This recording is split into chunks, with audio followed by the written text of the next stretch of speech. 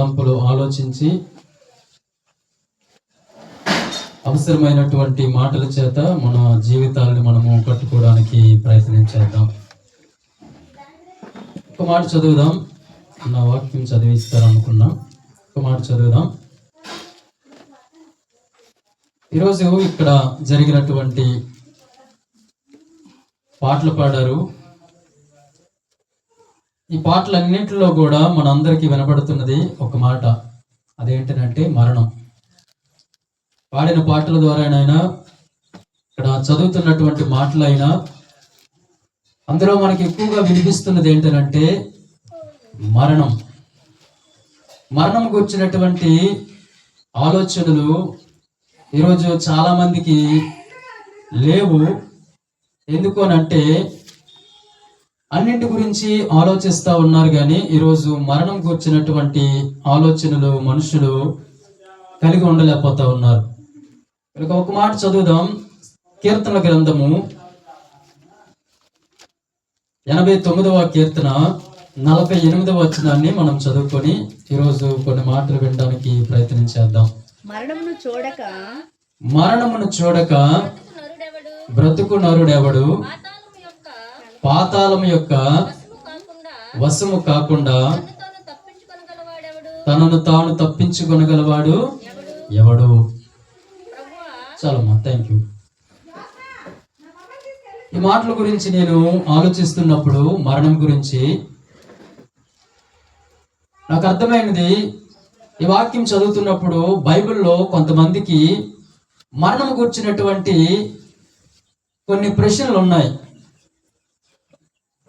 చాలా మందికి మరణం గురించినటువంటి ప్రశ్నలతో జవాబులు తెలియక చాలా మంది వారు ఊహాగానానికి అందిన రీతిలో మరణం గురించి మనుషులు జవాబులు ఇచ్చుకుంటూ వెళ్ళిపోతూ ఉన్నారు. కానీ ఈరోజు మనము ఆలోచిస్తున్నటువంటి మాటల్ని కొన్నిసార్లు మనం అర్థం చేసుకోవడానికి ప్రయత్నం చేస్తున్నప్పుడు భక్తుడు చెప్తున్న మాట ఏంటంటే మరణము చూడకుండా బ్రతుకు నరుడు ఎవరు? ఎవరైనా ఉన్నారా మీకు తెలిసిన వాళ్ళు?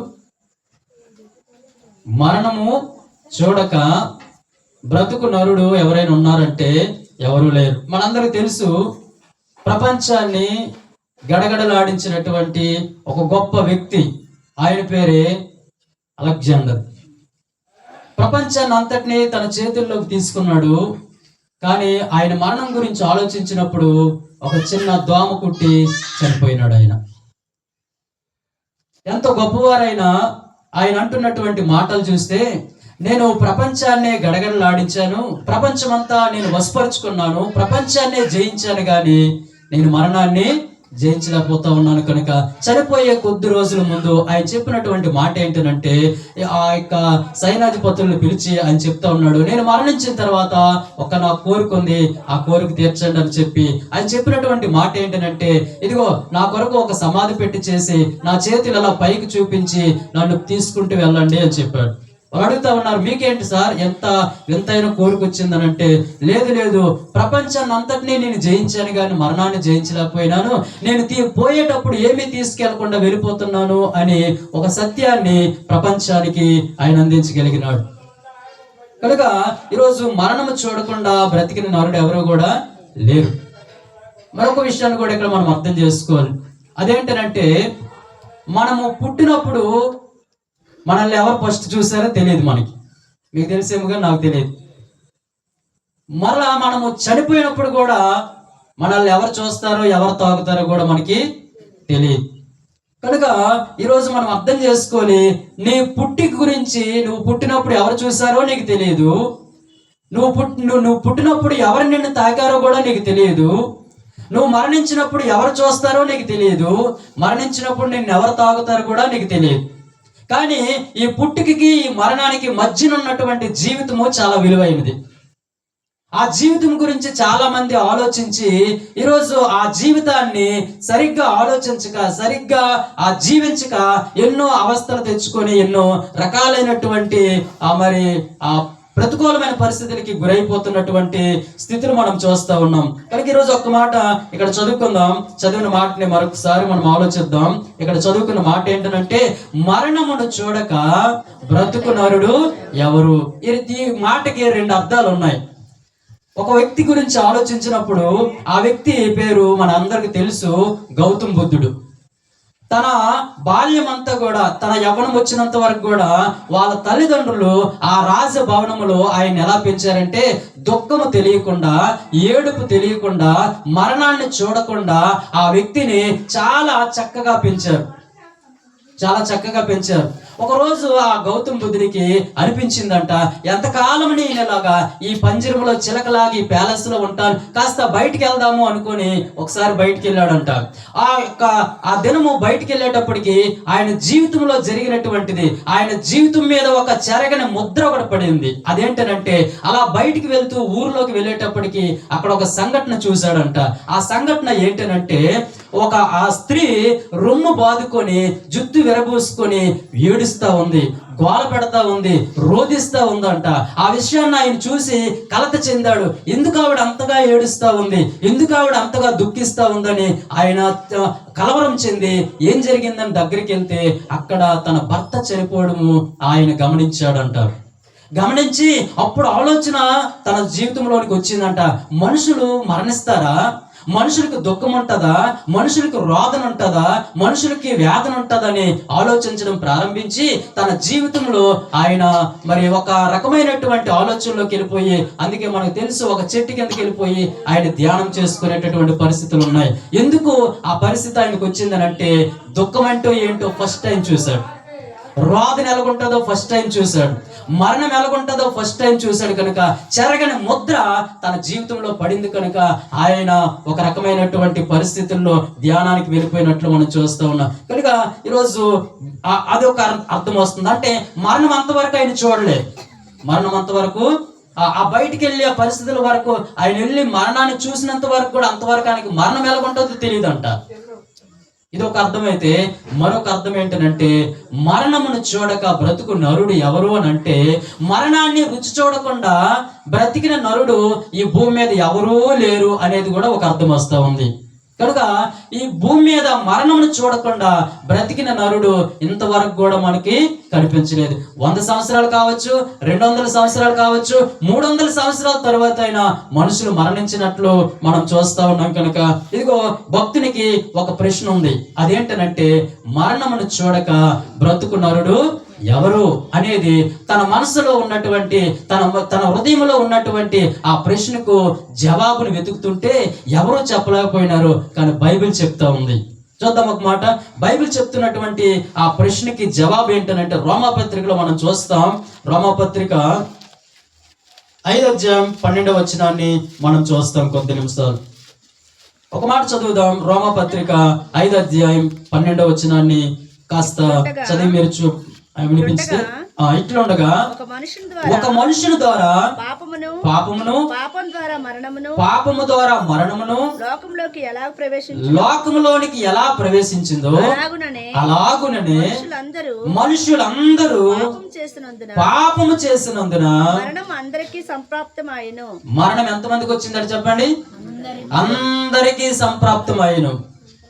బైబిల్ చెప్తున్నటువంటి జవాబు ఏంటనంటే, మరణమును రుచి చూడకుండా ఏ మనుష్యుడు ఉండడు. ఎందుకనంటే, ఎందుకు మరణం వచ్చింది మనిషికనంటే, పాపం వలన మనిషికి మరణం వచ్చింది. కనుక బైబిల్ గ్రంథం చెప్తున్న మాట ఏంటనంటే, పాపము చేయని మనుష్యుడు భూమి మీద ఎవరు కూడా లేరు. చూపు ద్వారా, ఆలోచన ద్వారా, క్రియల ద్వారా ఏదో ఒక రకమైనటువంటి పాపము మనిషిని ఈరోజు ఏలుబడి చేస్తా ఉంది. కనుక అందుకే ఒక్క మనుషుని ద్వారా అందరికీ పాపం అనేది సంప్రాప్తం ఎలాగైతే అయిందో, ఆ మరణం కూడా అందరికి కూడా వచ్చింది. ఈరోజు ఆ పాపం కారణం చేత మనుషులందరూ మరణిస్తా ఉన్నారు ఈరోజు. అందుకే తమ్ముడు చక్కనైన పాట పాడారు కదా. ఏం పాట పాడారు? తమ్ముడు సత్య పాడారు, మంచి పాట. మనిషిగా పుట్టినవాడు మహాత్ముడైన మరలా ఎక్కడికి చేరిపోతాడు? మట్టిలోకి చేరిపోతా ఉన్నారు. కనుక ఈ భూమి మీద ఏ మనుష్యుడు కూడా కలకాలం బ్రతికి ఉండలేడు. ఏదో ఒక రోజు మరణాన్ని రుచి చూడాలి. కనుక ఇప్పుడు భక్తుడికి వచ్చినటువంటి ఆ ప్రశ్నకు బైబిల్ ఇస్తున్న జవాబు ఏంటనంటే మరణము అందరికీ వస్తుంది. ఇది మనసులో పెట్టుకోవాలి. తల్లి లక్ష్మమ్మ మనకంటే ముందెళ్ళిపోయింది. మనకంటే ముందుగా దేవుని యొక్క చెంతకి చేరింది. కానీ ఇక్కడ ఉన్నటువంటి మనం కూడా ఏదో ఒక రోజు ఏమవుతాం? ఈ లోకాన్ని విడిచి వెళ్ళిపోతాం. వెనక ముందే అవుతాం తప్పించి మనకంటే ముందు తల్లి వెళ్ళిపోయింది.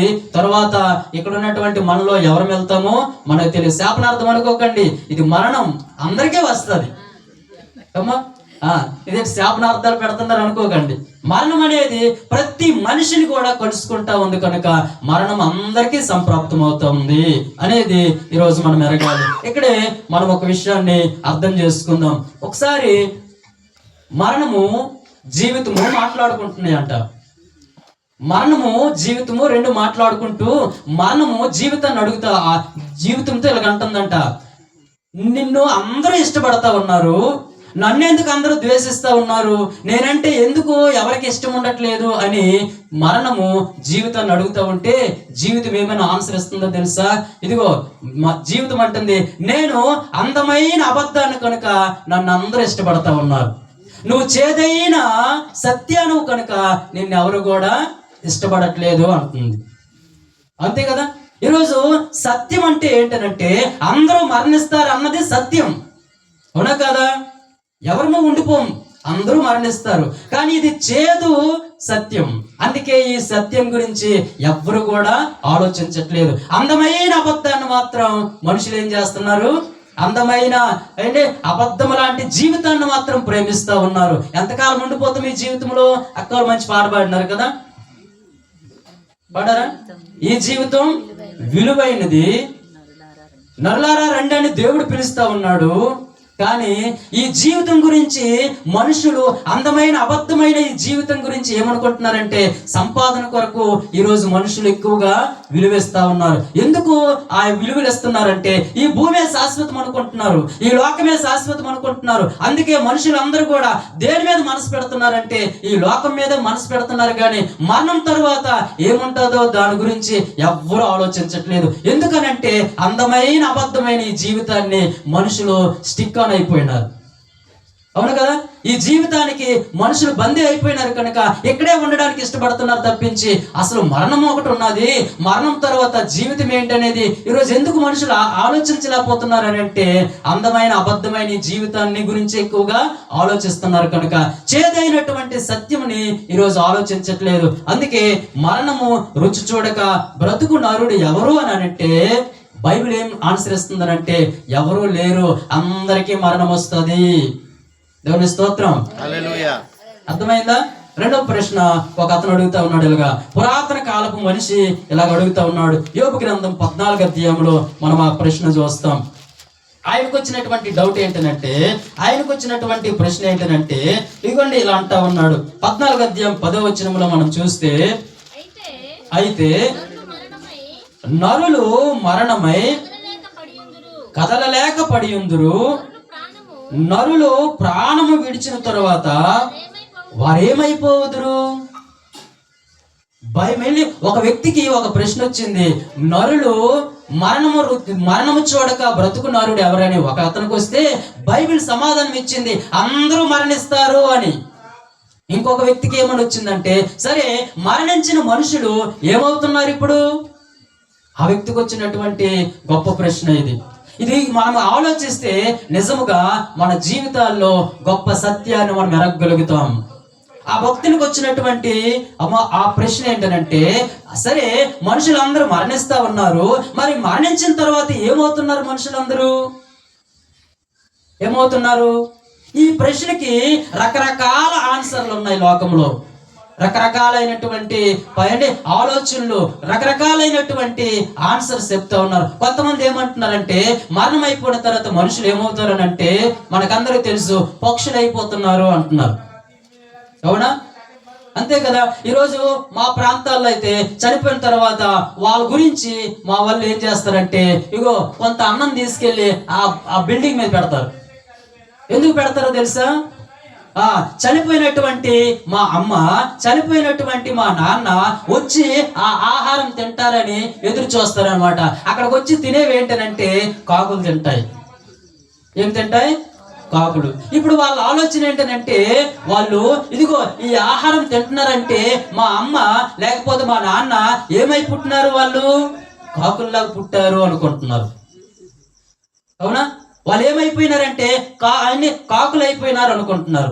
మరి కొంతమందిని అడిగితే ఇలా చెప్తా ఉన్నారు, మనుషులు మరణమైన తర్వాత ఏమవుతారనంటే, మరి కొంతమంది ఆన్సర్ ఏం చెప్పారనంటే, ఇదిగో ఆ యొక్క మా అమ్మ చనిపోయింది, మా నాన్న చనిపోయినాడు, వారు ఎలాగొస్తారో తెలుసా?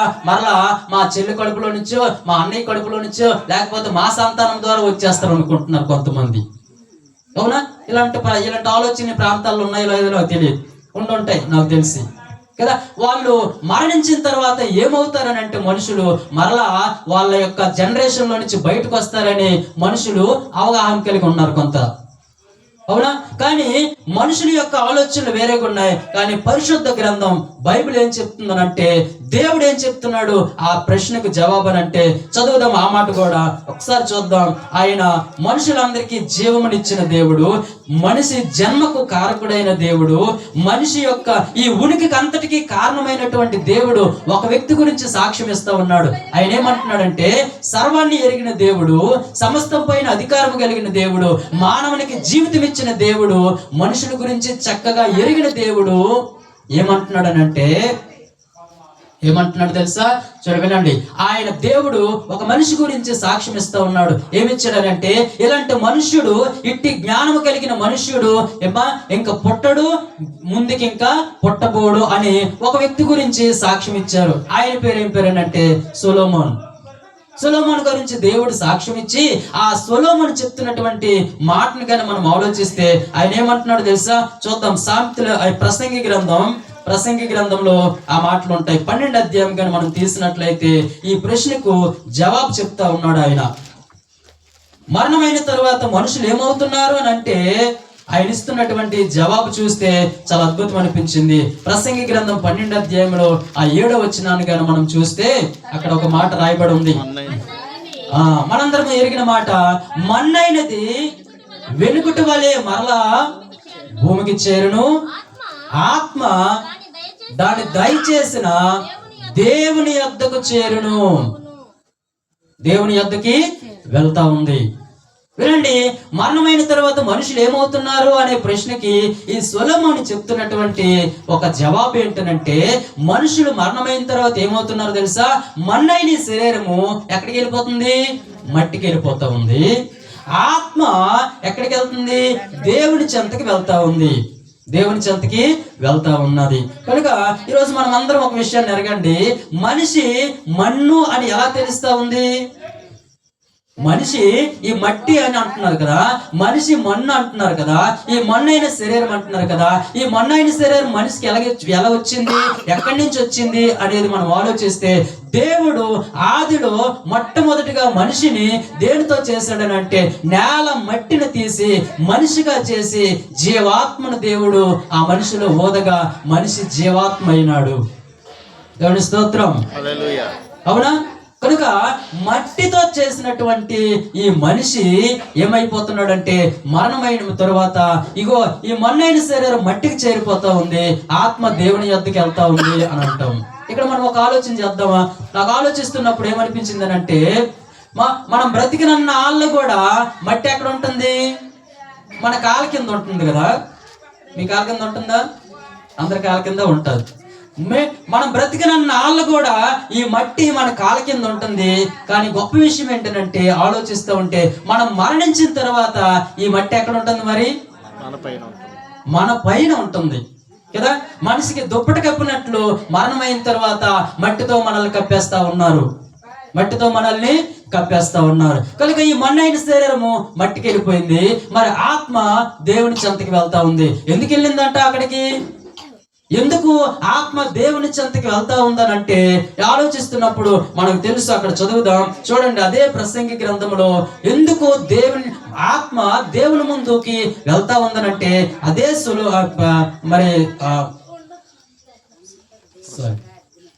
చదువుదాం, ప్రసంగి గ్రంథం తీద్దాం, ఆ మాట తీద్దాం. 11వ అధ్యాయము 9వ వచనం. సాల్మన్ ఇస్తున్నటువంటి మంచి ఆన్సర్ చూద్దాం. చూడండి, దేవుని చెంతకి ఆత్మ ఎందుకు వెళ్తుందనంటే అక్కడ రాయబడిన మాట, యవనుడా నీ యవ్వనమందు సంతోషపడము, నీ యవ్వన కాలమందు నీ హృదయమును సంతుష్టిగా ఉండనిమ్ము, నీ కోరిక చొప్పున నీ దృష్టి యొక్క ఇష్టము చొప్పున ప్రవర్తించుము. అయితే వీటన్నిటిని బట్టి దేవుడు నిన్ను తీర్పులోనికి తెచ్చునని జ్ఞాపకము చేసుకొనుము. ఆత్మ దేవుని ముందుకు ఎందుకు వెళ్తుందనంటే, ఒక రోజు మనము భూమి మీద చేసినటువంటి ప్రతి పనికి కూడా లెక్కప్ప చెప్పడానికి వెళ్ళాలి. అక్కడికి దేనికి వెళ్తుందంట? దేవుని ముందుకు ఎందుకు వెళ్ళాలి మనం అంటే, మన ఆత్మ ఒక రోజు దేవుని ముందు ఎందుకు నిలుస్తుందనంటే, నువ్వు చేసినటువంటి ప్రతి పనికి. ఈ భూమి మీద చాలా సార్లు మానవులుగా మనం చేస్తున్నటువంటి పనులు చాలా తప్పిదములో ఉన్నాయి. ఎన్ని తప్పిదాలు చేస్తారంటే మనుషులుగా మనము, కొంతమంది మనుషులు కనబడకుండా చక్కగా కవర్ చేస్తూ ఉంటారు, చక్కగా కవర్ చేసేస్తుంటారు. ఈ రోజు టెక్నాలజీ పెరిగిన తర్వాత మరెక్కువగా మనుషులు వెళ్ళి ఆ పాపాన్ని ఎంతో చక్కగా కప్పిపెట్టి అనుకుంటా ఉన్నారు, కప్పి పెట్టేస్తున్నారు కూడా. అవునా? ఈరోజు మనుషులు చేసినటువంటి ప్రతి పాపాన్ని కూడా మనుషులకు కనబడకుండా కప్పిపెట్టడానికి ప్రయత్నం చేస్తా ఉన్నారు, కప్పిపెట్టేస్తా ఉన్నారు. ఎలాగా? ఈరోజు సెల్ ఫోన్ లో ఏవేవో చూస్తా ఉన్నాం, చూడరాని దృశ్యాలన్నీ చూస్తా ఉన్నాం. కానీ ఎవరు చూస్తారని ఏం చేస్తున్నారు మనుషులు? డిలీట్ చేసేస్తా ఉన్నాం, ఎవరికి కనిపించట్లేదు. ఇంకా గొప్ప విషయం ఏంటంటే, హిస్టరీలోకి వెళ్ళి చూస్తే అక్కడ కనబడద్దేమో అనేసి హిస్టరీలోకి వెళ్ళి కూడా డిలీట్ చేస్తా ఉన్నాం. అవునా? ఫేస్బుక్ లో చూసినవన్నీ కూడా బయటికి ఎవరికైనా కనిపించేస్తాయేమని మరలా అక్కడికి వెళ్ళి ఆ యొక్క హిస్టరీలోకి వెళ్ళి ఆ ఆనవాళ్ళు లేకుండా తుడిచిపెట్టేస్తా ఉన్నాం. ఈరోజు ఎంత ఏంటి మనుషులు కప్పిపెట్టేస్తా ఉన్నారు చూడండి.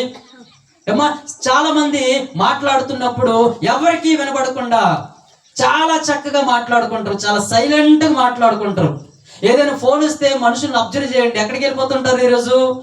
మనుషుల దగ్గర మాట్లాడరు, చాలా సీక్రెట్ ప్లేస్ లోకి వెళ్ళిపోతూ ఉంటారు, చీకటి ప్లేస్ లోకి వెళ్ళిపోతుంటారు. మేము ఆ ఏరియాలో ఆ బైకుల మీద అక్కడికి ఇక్కడ ప్రార్థనకి వెళ్ళి నైట్ టైం వెళ్తున్నప్పుడు కొంతమంది యవనస్తులు చూస్తే ఒంటరిగా ఉంటాడు, సెల్ ఫోన్ ఒక్కటే కనబడుతుంది, ఆయన ఫేస్ ఆ వెలుగులో కనిపిస్తూ ఉంటారు.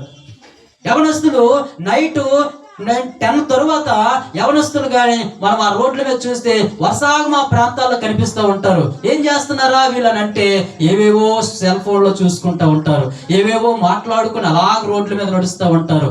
ఎంత భయంకరమైన పరిస్థితులు కదా. ఈరోజు నేను చెప్పాలనుకున్నది ఏంటంటే, కన్నిచ్చిన దేవుడు కానుకుంటాడా? చూడకుండా మానేస్తాడా? చెప్పండి. చెవులిచ్చిన దేవుడు వినకుండా మానేస్తాడా?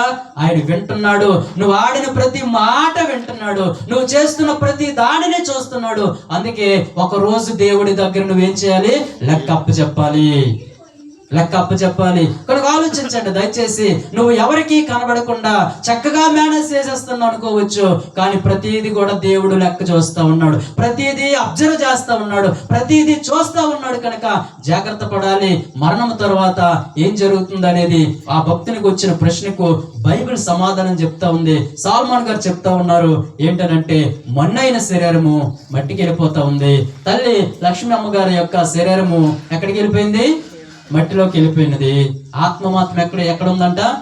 దేవుని యొద్ద ఉంది. దేవుని స్తోత్రం.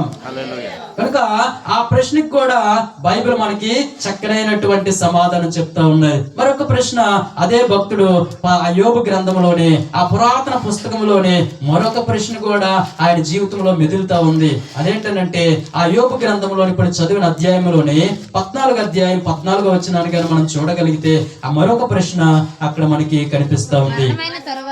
మరణమైన తర్వాత ఏమంటున్నారు ఇప్పుడు?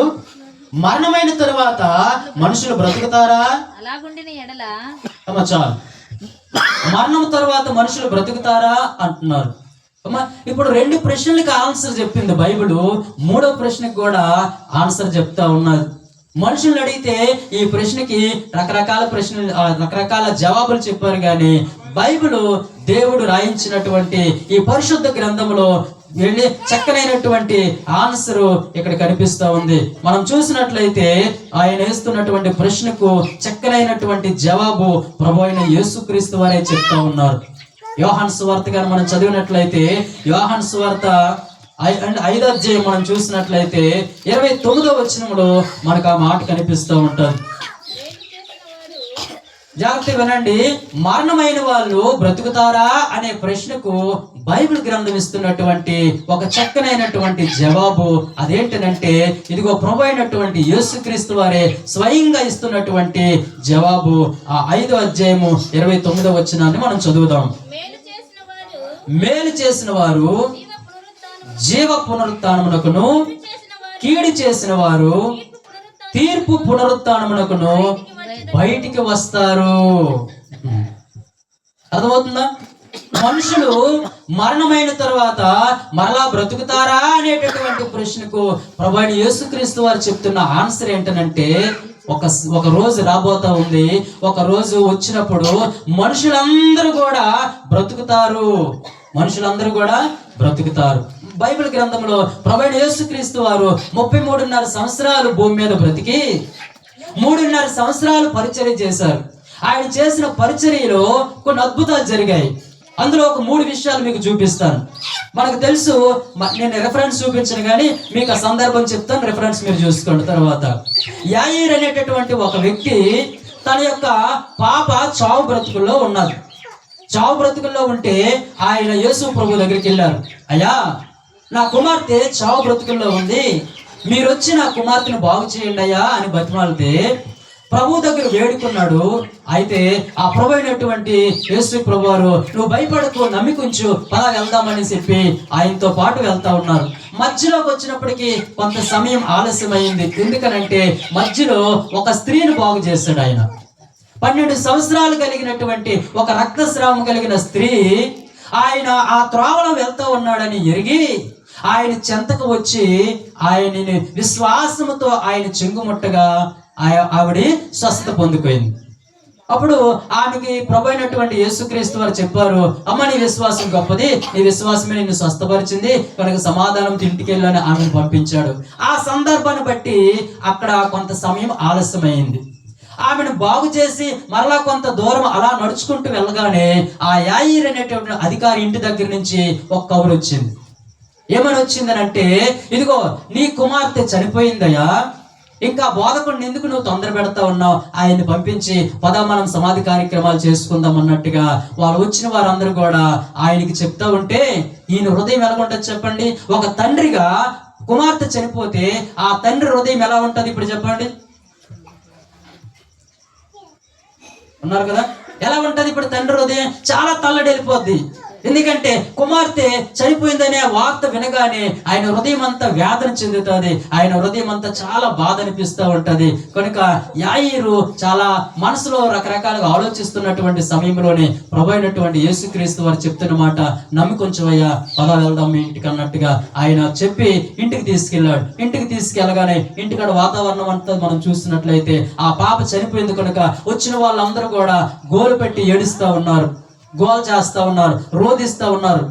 వచ్చి ఇప్పుడు ప్రభు అయిన యేసుక్రీస్తు వారు ఏమన్నారు తెలుసు? అక్కడ వెళ్ళగానే మనకు తెలిసిన సందర్భమే. వెళ్ళి ఏమన్నాడంటే, మీరు ఎందుకు అలా గొల్లు చేస్తా ఉన్నారు, ఏడుస్తా ఉన్నారు, ఆ పాప నిద్రిస్తుంది అన్నాడు. అక్కడ ఉన్న ప్రజలందరికీ ఏమనిపిస్తుంది చెప్పండి? ఇప్పుడు ఏమనిపిస్తుంది? వచ్చాడండి చెప్పడానికి, పాప చనిపోయిందని మేమందరూ ఏడుస్తూ ఉంటే ఈయన ఏమంటున్నాడు, పడుకోయింది అంటాడేంటి అని కొంతమంది ఆలోచిస్తూ ఉంటే, కొంతమంది అంటూ ఉంటే మరి కొంతమంది ఏమంటున్నారు, యాయీర్ని చాలా తిట్టుంటారు కదా అక్కడ. ఆయనకి ఏదో బుద్ధి లేదు, నీ కుమార్తె చనిపోయిందనే విషయం నీకు తెలుసు కూడా, నువ్వేంటి ఇంకా నువ్వు అలాగ ఆలోచిస్తా ఉన్నావని ఆయన్ని కూడా తిట్టుంటారేమో కొంతమంది. అవునా?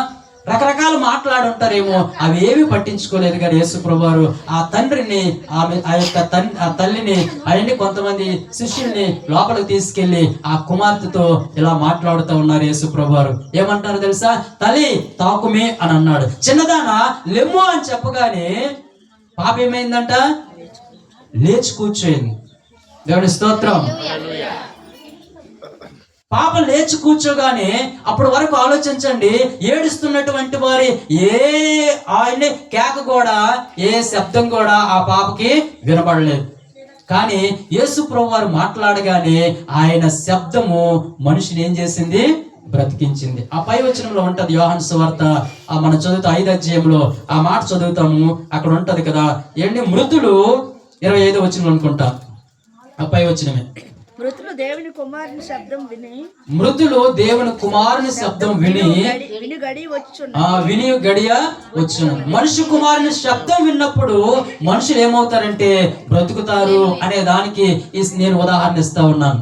మరొక సందర్భంలో కూడా యేసు ప్రభువు వారు పరిచర్య చేస్తున్నటువంటి దినాల్లో మరొక సందర్భం, ఒక విధవరాలు కుమారుడు చనిపోయి ఆయన్ని పాతి పెట్టడానికి, పోడ్చడానికి ఆ పాడి మీద తీసుకుంటూ వెళ్ళిపోతా ఉన్నారు. ఊరి గవిని ఊరి గవిని వచ్చింది. ఇప్పుడు యేసు ప్రభువు వారు అలా వస్తా ఉన్నారు ఆ ప్రాంతానికి. వచ్చి చూస్తున్నప్పుడు ఆ విధవరాలు ఏడుస్తా ఉంది, రోధిస్తా ఉంటే ఆమె రోదన, ఆమె ఏడుపుని చూసి యేసు ప్రభువు వారు ఆమె మీద కనికరపడి ఆ పాడి మీద ఆ యవనస్తుడిని తీసుకెళ్ళిపోతా ఉంటే ఆ పాడిని అలా ముట్టి ఆ అబ్బాయితో మాట్లాడుతూ ఉన్నారు. ఇప్పుడు యేసు ప్రభువు వారు ఏమన్నారు చెప్పండి?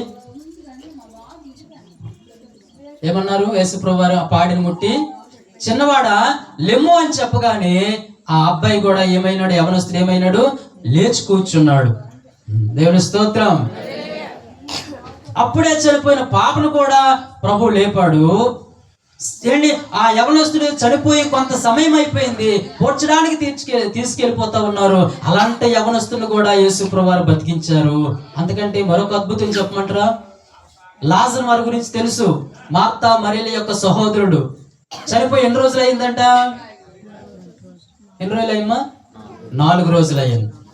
అప్పటికే బాడీ అంతా కూడా కుళ్ళిపోయి ఉంటది, వాసన కొట్టి ఉంటది. అలాంట వాసన కొడుతున్న కుళ్ళిపోయినటువంటి పాడైపోయినటువంటి దేహాన్ని కూడా ప్రభువైన యేసుక్రీస్తు వారు వచ్చి ఆ యొక్క సమాధి దగ్గరికి వచ్చి 4 రోజుల తర్వాత కూడా ఆ లాజరుతో ఏమంటున్నాడు తెలుసా? లాజరు బయటికి రా అని చెప్పగానే పడుకున్న పిల్లోడు లేచి వచ్చినట్లు అలా నడుచుకుంటూ వచ్చేస్తున్నారు. ఈ 3 సందర్భాలు నేను చదువుతున్నప్పుడు నాకు అనిపించింది ఏమనంటే, వినండి జాగ్రత్తగా, మరణించిన వారు ఆయన శబ్దం వింటారు, బ్రతుకుతారు అని అనిపించింది. ఈ సందర్భంలో మరొక విషయాన్ని కూడా నేను చెప్పాలనుకుంటున్నాను. అదేంటనంటే, మనం నమ్మినటువంటి ఆ యేసు ప్రభువుకి అసాధ్యమైనది ఏమీ లేదు. ఆయన ఏదైనా చేయగలడు. కుళ్ళిపోయి వాసన కొడుతున్న శవాన్ని కూడా ఆయన బ్రతికించాడు. ఈ రాత్రి వేళ సమయంలో ఈ మాట నీకు ఎందుకు చెప్తున్నానంటే, నీ జీవితంలో ఏ రకమైన సమస్య ఉన్నా సరే, ఎలాంటి పరిస్థితుల్లో నీ జీవితంలో నువ్వు ఎదుర్కొంటున్నా, ఏ సమస్య చేత ఈ రోజు నువ్వు సతమతమైపోతున్నా, దుఃఖిస్తున్నా, వేదన చెందుతున్నా, ఇదిగో ప్రభువైన యేసుక్రీస్తుకు అసాధ్యమైంది ఏమీ లేదు. ఆయన ఏదైనా చేయగలడు. నీ జీవితంలో ఆయనకి అవకాశం ఇస్తే ఇదిగో నీ ప్రతి సమస్యకు సరిపోయిన వాడు ప్రభువైన యేసుక్రీస్తు. దేవుని స్తోత్రం. నీ ప్రతి సమస్యకు కూడా సరిపోతుంది యేసు ప్రభువారు. కనుక ఈ రాత్రి వేళ సమయంలో ఈ మాటను నేను ప్రకటించడానికి ఇష్టపడతా ఉన్నాను. కనుక ఇదిగో నీ సమస్య ఏదైనా సరే, నీ పరిస్థితి ఏదైనా సరే, అన్ని పరిస్థితులకి సరిపోయిన యేసు ప్రభువారు ఈ రాత్రి వేళ సమయంలో నీ చెవులకి మాటలు వినిపిస్తున్నాడంటే నిన్ను ప్రేమిస్తున్నాడు దేవుడు. నీ సమస్య నుంచి బయటకు తీసుకురావడానికి ఇష్టపడతా ఉన్నాడు దేవుడు. కనుక ఇదిగో భక్తునికి వచ్చినటువంటి ఆ యొక్క ప్రశ్నకు బైబిల్ గ్రంథంలో ప్రభువైన యేసుక్రీస్తు వారు ఏమని సమాధానం చెప్తున్నారు? ఆ భక్తుడికి ఏం ప్రశ్న వచ్చింది చెప్పండి? మరణించిన తర్వాత మనుషులు బ్రతుకుతారా అనేటటువంటి ప్రశ్నకు ప్రభువైన యేసుక్రీస్తు వారు ఏమంటున్నారంటే బ్రతుకుతారు అని చెప్పాడు. మనిషి కుమారుని యొక్క శబ్దం విని మనుషులందరూ కూడా బ్రతుకుతారు. అయితే బ్రతికినప్పుడు అంట అక్కడ రాయబడింది 29వ వచనం చదవాం కదా, మనుషులందరూ బ్రతికినప్పుడు 2 పునరుత్థానాలు ఉన్నాయన్నాడు. మేలు చేసిన వారందరూ కూడా ఏ పునరుత్థానంలోకి వెళ్తారంట? జీవ పునరుత్థానంలోకి వెళ్తారు. కీడు చేసిన వాళ్ళందరూ తీర్పు పునరుత్థానంలోకి వెళ్తారు. మేలు చేసిన వారు జీవ పునరుత్థానం అంటే ఏంటి అని అంటే, జీవ పునరుత్థానం, మేలు చేసిన వాళ్ళందరూ జీవ పునరుత్థానంలోకి వెళ్తా ఉన్నారు, లేపబడతా ఉన్నారు అని అంటే, యేసు ప్రభువారు ఈ భూమి మీదకి 2026 సంవత్సరాల క్రితము ఈ భూమి మీదకి ఆయన వచ్చి మానవులందరి కొరకు ఆయన చేసిన పని ఏంటంటే ప్రతి మనిషి యొక్క పాపము నిత్య నరకానికి తీసుకెళ్తా ఉంది, పాతాళానికి తీసుకెళ్ళిపోతా ఉంది, మనిషికి నెమ్మది లేకుండా సంతోషం లేకుండా చేస్తుంది. అటువంటి ఆ పాపపు మరణము నుండి మనుషుల్ని విడిపించడానికి ప్రభువైన యేసుక్రీస్తు వారి లోకానికి వచ్చి మానవులందరి పాపం కొరకు ఆయన రక్తం కార్చాడు. మానవులందరి పాపముని ఆ సిలువలో పరిహరించాడు. ఆయన మనుషులందరి పాపములకి పరిహారం చెల్లించేశాడు. కనుక ఇదిగో ఆ యొక్క సత్యాన్ని ఎవరైతే నమ్ముతారో, ప్రభువైన యేసుక్రీస్తు ఈ లోకానికి వచ్చి మానవులందరి పాపముల కొరకు రక్తం కార్చాడు, మరణించాడు, 3వ దినాన్ని తిరిగి లేచాడని ఎవరైతే హృదయమందు విశ్వాసం ఉంచుతారో అన్న డానీ గారు దేవుని సేవకులు ఇగో తల్లి లక్ష్మమ్మ గురించి ఆ సత్యాన్ని చెప్పారు. చాలా సంతోషం అనిపించింది. ఆమె భూమి మీద ఉన్నప్పుడు ఏమని నమ్మిందంటే ప్రభువైన యేసుక్రీస్తు నా పాపముల కొరకు చనిపోయినాడు అని నమ్మింది. ఆమె నా పాపములను పరిహరించాడు అని నమ్మింది.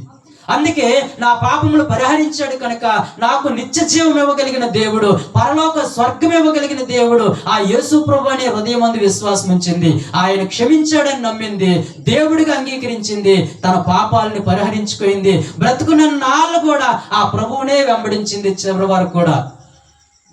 ఏంటి మరణించినంత వరకు కూడా ప్రభువుని విడిచిపెట్టలేదని ఆ మంచి సాక్ష్యము నిజంగా చక్కనైనటువంటి ధన్యురాలయ్యింది. ఆమె చాలా ధన్యురాలు. ఎందుకనంటే భూమి మీద ఉన్నప్పుడే తన జన్మ పాపము తన కర్మ పాపాన్ని నుంచి విడిపించుకోగలిగింది. యేసు ప్రభువుని దేవుడికి అంగీకరించింది.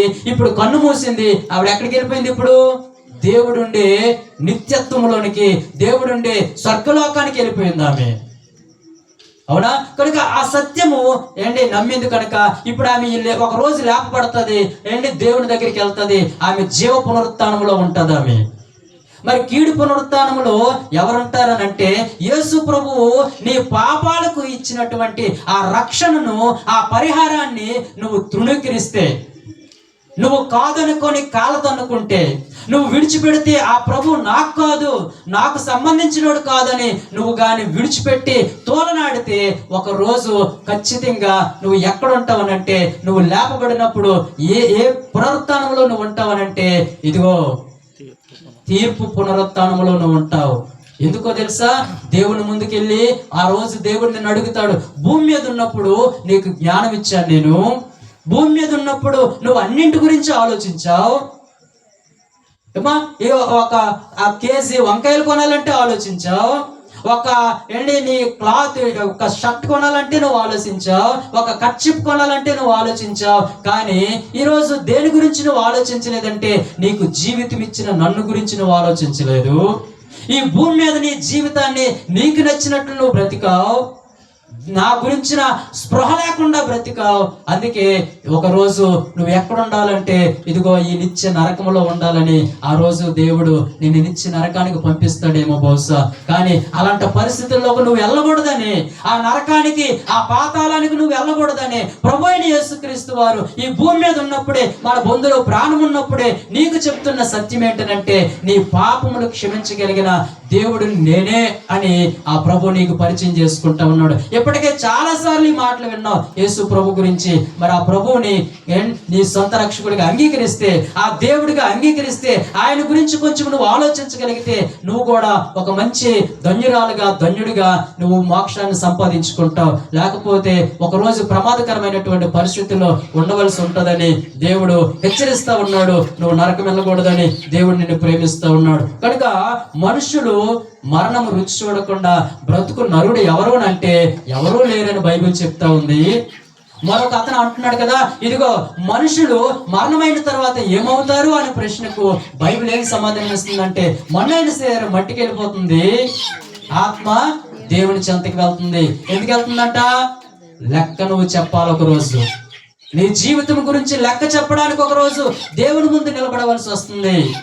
ఇది ఎంత ఇది ఒక ప్రశ్నకు బైబిల్ ఇస్తున్నటువంటి జవాబు. మూడోది ఆయన అంటున్నారు కదా, ఏమంటున్నాడంటే మరణించిన తర్వాత మనుషులు బ్రతుకుతారంటే ఖచ్చితంగా బ్రతుకుతారు. ఒక రోజు దేవుడు లేపుతాడు అందరిని కూడా. సమాధుల్లో ఉన్న వాళ్ళు అందరూ బయటకు వస్తారు. దేవుని కుమారుని శబ్దం విని అందరూ బయటకు వస్తారు. అయితే నువ్వు ఎక్కడ ఉండాలనుకుంటున్నావో ఎక్కడున్నప్పుడే నువ్వు ఆలోచించాలి. కన్ను మూయక ముందే నీకు మరణం నిన్ను ఆవరించక ముందే ఎక్కడున్నప్పుడే నువ్వు ఆలోచించాలి. నువ్వు నరకంలో ఉంటావా, లేకపోతే స్వర్గంలో ఉంటావా, దేవుని దగ్గర ఉంటావా, దేవుడు లేని స్థలంలో ఉంటావా, ఇక్కడే నువ్వు ఆలోచించుకోవాలని దేవుడు నిన్ను ప్రేమతో రాత్రి వేళ సమయంలో పలకరిస్తూ ఉన్నాడు. మరొక వ్యక్తి చెప్పిన మాటను చెప్పి నేను ముగించేస్తాను, నా సమయం అవుతుంది కనుక. ఆయనకి ఒక ప్రశ్న వచ్చింది. ఒక వ్యక్తికి ఏమంటున్నాడంటే, ఆ వ్యక్తి మనలాంటి మనిషి కాదు, మనలాగా చదువు సంధ్యలు లేనటువంటి వ్యక్తి కాదు, ఉన్నతమైన చదువుని చదివాడు. తార్సు పట్టణంలోనే ఉన్నతమైనటువంటి విద్యను అభ్యసించి ఎన్నో డిగ్రీలు సంపాదించినటువంటి వ్యక్తి. మతపరంగా చూస్తే ఒక నిష్ట కలిగినటువంటి వాడు, యోధా గోత్రములో పుట్టినటువంటి వాడు, యోధా మతానికి సంబంధించినటువంటి వాడు. అటువంటి గొప్ప వ్యక్తి ఆయనకు వచ్చినటువంటి ఒక ప్రశ్న, చాలా వేదన చెందుతా ఉన్నాడు, గుండెలు బాదుకుంటా ఉన్నాడు, ఏడుస్తూ ఈ ప్రశ్న తనకు తానే వేసుకున్నాడు. ఏంటో చూద్దాం. ఆ ప్రశ్న ఆయన అంటా ఉన్నాడు కదా, రోమపత్రిక 7వ అధ్యాయము 24వ వచనాన్ని కానీ మనం చూస్తే ఆయన ఇలా అంటా ఉన్నాడు, ఏడుస్తూ బాధపడుతూ దుఃఖపడుతూ. ఎందుకు అలా దుఃఖపడుతున్నాడంటే, మేలైనది ఏదో ఆయనకి తెలుసు, కానీ అది చేయలేకపోతున్నాడంట. కీడైనది ఏదో ఆయనకి తెలుసు, అది చేయకుండా ఉండలేకపోతున్నాడంట. అందుకే ఆయన రోధిస్తూ, ఆయన మనసులో వేదన చెందుతూ ఈ ప్రశ్న తనకు తానే వేసుకుంటా ఉన్నాడు. రోమపత్రిక 7వ అధ్యాయంలో ఆ మాటను చదువుదామా? అయ్యో, నేనెంత దౌర్భాగ్యుడును, ఇట్టి మరణమునకు లోనగు శరీరము నుండి నన్ను ఎవడు విడిపించును. ఏమంటున్నాడు ఆయన? ఇట్టి మరణమునకు లోనగునటువంటి నా శరీరమును, నా జీవితాన్ని ఎవరు విడిపిస్తారు, ఎవరు రక్షిస్తారు అని ఆయన వేదన చెందుతా ఉన్నాడు, దుఃఖపడతా ఉన్నాడు, రోధిస్తా ఉన్నాడు. అలా ఆలోచిస్తూ, ఆయన గొప్ప జ్ఞానం కలిగిన వ్యక్తి అని చెప్పాను కదా, చాలా ఉన్నతమైన విద్యను అభ్యసించినటువంటి వ్యక్తి కనుక దేవుని గ్రంథాన్ని పరిశీలించి ఆయన చెప్తున్నటువంటి మాట ఏంటో తెలుసా? అదే కింద అధ్యాయం మనం చదువుదాం. 8వ అధ్యాయం 2వ వచనంలో దానికి ఆన్సర్ ఆయనే చెప్తా ఉన్నాడు. ఏమంటున్నాడంటే, క్రీస్తు యేసునందు జీవమిచ్చు ఆత్మ యొక్క నియమము పాప మరణముల నియమము నుండి నన్ను విడిపించెను. దేవుని స్తోత్రం. ఆయన అనుకుంటున్నాడు, ఇట్టి మరణమునకు లోనగు శరీరం నుండి నన్ను ఎవరు రక్షిస్తారు, ఈ జీవితాన్ని ఎవరు కాపాడుతారు, ఇలాంటి పరిస్థితుల్లో నుంచి నన్ను ఎవరు రక్షిస్తారు? అయ్యో, నేను కీడు చేయకూడదు అనుకుంటున్నాను, కీడు చేసేస్తున్నాను, మేలు చేయాలనుకుంటున్నాను, మేలు చేయలేకపోతున్నాను, ఏంటి నా పరిస్థితి అని ఆలోచిస్తూ ఉంటే దేవుని లేఖనాల్లో నుంచి ఆయన ఎరిగినటువంటి ఒక గొప్ప సత్యం ఏంటంటే, ఇట్టి మరణమునకు లోనగును నీ శరీరమును ఎవరు విడిపిస్తారనంటే ప్రభువైన యేసుక్రీస్తు మాత్రమే రక్షిస్తాడు. ఆయన ఒక్కడే నీ జీవితాన్ని భద్రపరచగలడు, నీ జీవితాన్ని ఆయన క్షేమంగా ఉంచగలడు. ఈ భూమి మీద ఉన్నంత కాలం కూడా నీకు నెమ్మది క్షేమము ఆయన మేలు చేసి, ఒకవేళ ఇక్కడ నువ్వు కన్ను మూసిన యుగ యుగాలు దేవునితో ఉండేటటువంటి ఆ గొప్ప భాగ్యాన్ని ప్రభువైన యేసుక్రీస్తే ఇస్తాడనేటటువంటి సత్యాన్ని ఆయన ఎరిగి ఆయన మనుషులందరికీ చెప్తున్నది ఏంటంటే, మరణం యొక్క పాప నియమం నుండి మనల్ని రక్షించిన యేసు ప్రభు నీకున్నాడు. ఈ రాత్రి వేళ సమయం ఇది నువ్వు ఎరిగితే నీ జీవితం ధన్యమైపోద్దని ఈ పౌలు గారు ఈ మాటను మనకి చెప్తా ఉన్నాడు. కనుక ఈ మాటని నువ్వు అర్థం చేసుకోవాలని నీకు మనం చేస్తా ఉన్నాను. చివరగా మరొక మాట చూపించి నా సమయాన్ని నేను ముగించేస్తాను. ఆయన చెప్తున్నటువంటి విషయం ఏంటో తెలుసా? ఒక అతను ఆల్రెడీ ఇక్కడ ఒక మాట కనిపిస్తూ ఉంది, గుడ్ ఫ్రైడే అని కనిపిస్తుందా? గుడ్ ఫ్రైడే రోజు మనము ఒక సంఘటన చూస్తాం. ప్రభువైన యేసుక్రీస్తుని సిలువ వేయడం మనం చూస్తాం. ఆయన సిలువ వేసినప్పుడు ఆయన పక్కన కుడి పక్కన ఒక దొంగ ఉంటాడు, ఎడమ పక్కన ఒక దొంగ ఉంటాడు కదా. ఈ ఒక ఇద్దరిని కూడా సిలువ వేస్తారు. ఇప్పుడు ప్రభువైన యేసుక్రీస్తు వారు ఎక్కడ ఉన్నారు? మధ్యలో ఉన్నారు. సిలువ మీద ఈ దొంగ ఇటు పక్క సిలువ వేయబడితే, ఈ దొంగ ఇటు పక్క సిలువ వేయబడితే మధ్యలో యేసు ప్రభువుని సిలువ వేశారు. చేస్తారా? ఇప్పుడు ఈ యొక్క ఇద్దరి మధ్యన ప్రభువైన యేసుక్రీస్తు వారు ఉన్నారు. మన ప్రభువైన యేసుక్రీస్తు గురించి ఆలోచిస్తుంటే యేసు ప్రభుకి ఇష్టమైన ప్లేస్ ఏదైనా ఉందంటే అది మధ్యలో ఉండడం ఆయనకి ఇష్టం. అందుకే మనం బైబిల్లో చదువుతాం మత్తయి సువార్తలో కదా, ఎక్కడ ఇద్దరు ముగ్గురు నా నామాన్ని కూడుకుంటే వారి మధ్యన ఉంటానన్నాడు యేసు ప్రభు. అవునా? మరలా ఆయన ఒక రోజు రాబోతా ఉన్నాడు. రెండవ రాకడలో ఎక్కడికి వస్తాడంట ఆయన? మధ్యాకాశంలోనికి ఆయన వస్తా ఉన్నారు. ఇప్పుడు మనం ఈ సంఘటన చూస్తే యేసు ప్రభు వారిని కలువరి సిలువలో అక్కడ వేలాడదీసినప్పుడు కుడివైపు ఒక దొంగ, ఎడం వైపు ఒక దొంగ ఉండి ఆ యేసు ప్రభుని చూస్తా ఉన్నారు. అప్పటికే కొంతమంది దూషిస్తా ఉన్నారు. ఈ సిలువ మీద ఉన్నటువంటి ఒక దొంగ ఏమంటున్నాడంటే, నువ్వు దేవుడు కదా, నువ్వు రాజు అంటున్నావు, దేవుడు అంటున్నావు కదా, నిన్ను నీవే రక్షించుకొని మమ్మల్ని కూడా రక్షిస్తే మేము కూడా ఇంటికి వెళ్ళిపోతాం కదా అన్నట్టుగా మాట్లాడుతూ ఉన్నారు. ఆడుతూ ఉంటే ఆ పక్కనే ఉన్నటువంటి ఇంకొక దొంగ ఏమంటున్నాడు తెలుసా? ఏమన్నారు చెప్పండి? రెండవ దొంగ ఏమంటున్నాడంటే, ఇది ఎలాగంటా ఉన్నాడు, నీవు కూడా అదే శిక్షలో ఉన్నావు, దేవునికి భయపడవా, దేవునికి భయపడవా అంటా ఉన్నాడు. ఈ దొంగ ఆ హేళన చేస్తా ఉంటే ఈ దొంగ ఏమంటున్నాడు, నువ్వు కూడా అదే శిక్షలో ఉన్నావు, భయపడవా భయపడవా అంటా ఉన్నాడు. నాకు అనిపించింది ఈ వ్యక్తి మరికొన్ని క్షణాల్లో చనిపోతాడు. ఈ దొంగ మరికొన్ని క్షణాల్లో ఏమైపోతున్నాడు? చనిపోతాడు. మరికొన్ని క్షణాల్లో చనిపోతున్నటువంటి వ్యక్తి ఏం ఆలోచిస్తా ఉన్నాడనంటే, నేను అలా కొంచెం ఇమాజినేషన్ చేస్తున్నప్పుడు ఆయన గురించి ఆలోచిస్తే, రోమ ప్రభుత్వం వారు దొంగల్ని సిలువ మీద వేలాడుతున్నటువంటి వారిని వారు చావకపోతే ఎలా చంపుతారనంటే, వాళ్ళ చేతుల్లో ఉన్నటువంటి సుత్తు తీసుకొని ఆ ముడుకుల మీద కొడతా ఉంటే బోన్స్ అన్ని విరిగిపోతున్నప్పుడు ఆ బాధ భరించలేక వాళ్ళు చనిపోతూ ఉంటారు. చనిపోతే మేలు, ఒకవేళ చావకపోతే చావగొట్టి వాళ్ళు వెళ్ళిపోతారు, వాళ్ళు చనిపోతారు. అట్లా చంపుతారు, భయంకరంగా చిత్రహింసలు పెట్టి చంపేస్తారు. అయితే చనిపోయిన తర్వాత ఆ సిలువలో వేలాడుతున్నటువంటి ఆ ఖైదీలు ఎలా ఉంటారో తెలుసా? వారిని చూసి అక్కడ రాబందులు వస్తూ ఉంటాయి. రాబందులు వచ్చినప్పుడు వేసవి కాలంలో మనకి స్టార్ట్ అయిపోతాయి. తాటి ముంజలు తింటారు కదా, ఇక్కడ తాటి ముంజలు తిన్నప్పుడు ఎలా తింటారు? ఇలా తింటాం కదా, ఇలా చేయి పెట్టి పైకి తీసినప్పుడు ఆ ముంజ ఎలాగైతే బయటకు వస్తుందో, రాబందులు ఆ గుడ్డు కనుగుడ్డులని అలా పీకు తింటాయంట. ఒక వ్యక్తి వర్ణిస్తూ ఉంటాడు అలాగా. అలా సిలువ మీద వేలాడుతున్న ఆ దొంగల్ని కొన్ని మృగ జంతువులు వచ్చి పీకు తింటా ఉంటాయంట. కానీ ఈ మరణిస్తున్నటువంటి కొన్ని క్షణాల్లో మరణిస్తున్నటువంటి ఈ సిలువ మీద వేలాడుతున్న దొంగ దేనికి భయపడట్లేదంటే, నా కళ్ళు పీక్కి తిన్నా, నా శరీరం పీక్కి తిన్నా, దాని గురించి ఆయన భయపడట్లేదు. కానీ దేని గురించి భయపడుతున్నాడు అనంటే, దేని గురించి భయపడుతున్నాడు తెలుసా? ఆయన దేవుడు. ఆయన ఎవరంట? దేవుడు. ఆయన దేనికి భయపడుతున్నాడంటే మరణానికి భయపడట్లేదు, కానీ దేవునికి భయపడతా ఉన్నాడు ఆయన. ఈరోజు చాలా మంది దేనికి భయపడుతున్నారంటే, దేనికి భయపడతారంట? బంధువులకు భయపడతారు, అవునా? మరి కొంతమంది కొన్ని పరిస్థితులకు భయపడతా ఉంటారు. కానీ వినండి జాగ్రత్తగా, ఈరోజు దేవునికి భయపడిన వారు చాలా తక్కువగా కనబడతా ఉన్నారు. ఎంతమంది ఈరోజు దేవునికి భయపడి జీవితాన్ని సరిచేసుకొని, జీవితాన్ని బాగు చేసుకొని, జీవితాన్ని దేవుని చేతుల్లో పెడుతున్నారు చెప్పండి? మన ఇష్టానుసారంగా బ్రతుకుతా ఉన్నాం, దేవుణ్ణి కూడా లెక్క చేయట్లేదు.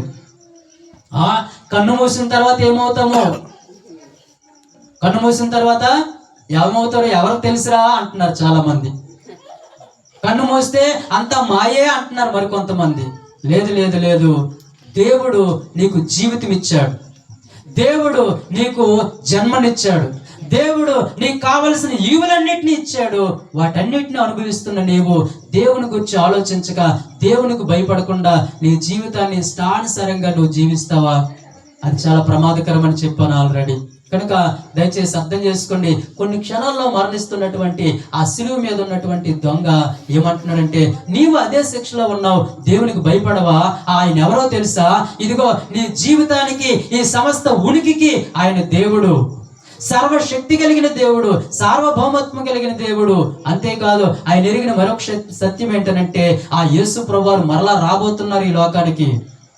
ఆ యేసు ప్రభువారు ఈ లోకానికి రాబోతున్నారని ఆ దొంగ ఎరిగి ఇప్పుడు ఏమంటుందంటే, దేవా నేను చచ్చిపోతే నేను నిత్య నరకం వెళ్ళిపోతాను, ఎందుకంటే నాకు జీవితం ఇచ్చావు దేవా నువ్వు, కానీ నా జీవితాన్ని నేను చాలా దుర్వినియోగపరుచుకున్నాను, నా జీవితాన్ని నేను చాలా చెడ్డగా నేను వ్యవహరించాను, నా జీవితంలో నువ్వు ఇచ్చిన విలువైన జీవితాన్ని పాడుగొట్టుకున్నాను, ఏదో అయిపోయింది ప్రభా నన్ను క్షమించు, మరి కొద్ది క్షణాల్లో నేను చనిపోతున్నాను, దేవా నువ్వు దేవుడు అని నాకు అర్థమవుతుంది, నువ్వు నా పాపాలు క్షమించగల దేవుడు అని నాకు అర్థమవుతుంది, ఇదిగో నువ్వు వచ్చినప్పుడు నీ రాజ్యంలో నన్ను జ్ఞాపకం చేసుకోవని దేవుని పాదాల దగ్గర, దేవుని దగ్గర ఆయన క్షమాపణ కోరుతూ ఉంటే, బతిమాలుకుంటుంటే, ఆ ఒక్క క్షణంలోనే ఆయన సంపాదించుకున్న గొప్ప భాగ్యం ఏంటంటే, వినండి జాగ్రత్తగా, ఆయన సంపాదించుకున్న గొప్ప భాగ్యం ఏదో తెలుసా? మరణం తరువాత ఉన్న ఆ నిత్యత్వాన్ని ఆయన సంపాదించుకున్నాడు. మరణం తరువాత దేవుడిచ్చే ఆ గొప్ప పరలోక రాజ్యాన్ని, ఆ స్వర్గ రాజ్యాన్ని, ఆ మహిమ రాజ్యాన్ని ఆయన సంపాదించుకోగలిగినాడు. దేనికి భయపడలేదు. మరణము అందరికీ వస్తుందని తెలుసుకున్నాడు. నేను ఇంకా చనిపోతున్నా, ఒకవేళ నేను ఇప్పుడు చావకపోయినా నన్ను చావగొట్టైనా చంపేస్తారు, అయినా పర్వాలేదు, కానీ నేను చనిపోయిన తర్వాత నా జీవితం మాత్రం దేవునితో ఉండాలి, యుగ యుగాలు దేవునితో ఉండాలని ఒక గొప్ప తీర్మానం చేసుకుని ఆ క్షణంలోనే దేవుని చేతుల్లో తన జీవితాన్ని పెట్టుకున్నాడు. అందుకే ఆయన ధన్యుడైపోయినాడు. ఈరోజు ఇదిగో ఈయన వేస్తున్నటువంటి ప్రశ్నకు మనం అందరం జవాబు చెప్పాలి. బైబిల్లో జవాబులు ఉన్నాయి కానీ బైబిల్ జవాబు చూపించట్లేదు. ఎందుకనంటే నీవు అదే శిక్షలో ఉన్నావు. నిన్ను కూడా ఒకరోజు మరణం కలుసుకోబోతుంది. నిన్ను కూడా ఒకరోజు మరణము పలకరించబోతా ఉంది. మరి చచ్చిపోయే ముందు, కన్ను మూసే ముందు, ఈ లోకాన్ని విడిచిపెట్టే ముందు నువ్వు ఎక్కడుండాలనుకుంటున్నావు? నీ విలువైన జీవితాన్ని నువ్వు ఎవరి చేతుల్లో పెట్టాలనుకుంటున్నావు? నీకు నచ్చినట్లు ఉండాలనుకుంటున్నావా? దేవుడికి నచ్చినట్లు ఉండాలనుకుంటున్నావా? ఆలోచించుకొని ప్రార్థన చేసుకొని ఇక్కడ నుంచి మనం సెలవు తీసుకుంటే మనకెంతో మేలు. కనుక ప్రభువైన యేసుక్రీస్తు నిన్ను ప్రేమిస్తూ ఉన్నాడు కనుక నీవు అలా నశించుకోవడం దేవునికి ఇష్టం లేదు. కనుక ప్రభు నిన్ను ఎంతగా ప్రేమించి, ఇగో తల్లి లక్ష్మమ్మ ఎంత గొప్ప ధన్యురాలయ్యిందో, ఎంత గొప్ప మహిమను సంపాదించుకుందో, ఈ రోజు నీవు కూడా అలాగే ఉండాలని దేవుడు కోరుకుంటూ ఈ మాటలు నేను ముగిస్తా ఉన్నాను. అన్న ఈ మాటల్ని ఆలోచిస్తూ మనల్ని ప్రార్థనలో నడిపిస్తారు. అన్నకి ఈ సమయాన్ని నేను